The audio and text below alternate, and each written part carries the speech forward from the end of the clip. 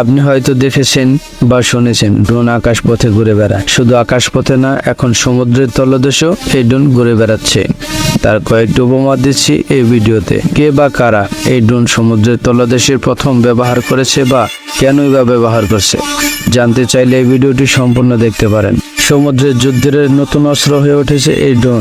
প্রযুক্তি যত উন্নত হচ্ছে ততই জোরালো হচ্ছে প্রতিরক্ষা ব্যবস্থা। সাম্প্রতিক সময়ের যুদ্ধে নতুন অস্ত্র হয়ে উঠেছে এই ড্রোন। তবে সেই ড্রোনও এখন আর শুধু উড়ছেই না, রণতরী যুদ্ধ জাহাজ ও ডুবোজাহাজের পাশাপাশি সমুদ্রের তুলেও মোতায়েন করা যাচ্ছে। গোস্ট শার্ক ও মান্টারে নামের এই দুটি ড্রোন সম্প্রতি প্রশান্ত মহাসাগরে মোতায়েন করেছে যুক্তরাষ্ট্র ও অস্ট্রেলিয়া। এসব ড্রোনকে বলা হচ্ছে আনগ্রোড আন্ডার ওয়াটার ভেহিকেল বা ইউভিভি।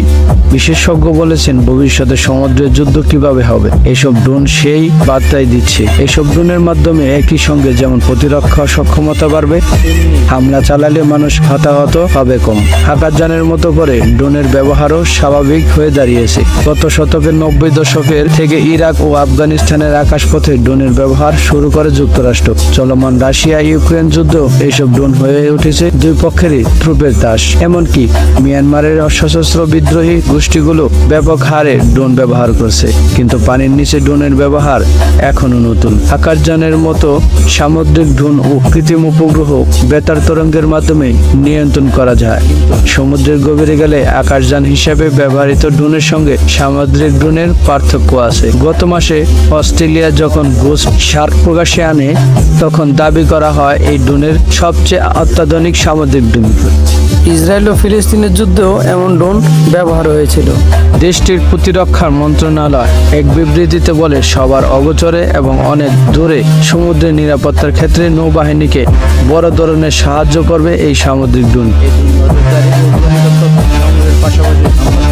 পাশাপাশি হামলা চালাতে সক্ষম। মান্টারে মোতায়েন করেছে যুক্তরাষ্ট্র। ড্রোনটি তৈরি করেছে যুক্তরাষ্ট্রের the defence advance research product agency. সংস্থাটি জানিয়েছে মান্টারের বিশেষত্ব হলো এটি প্রয়োজনে যে কোনো ধরনের অস্ত্র বহন পেয়ে সক্ষম। এছাড়া এর বিভিন্ন অংশ আলাদা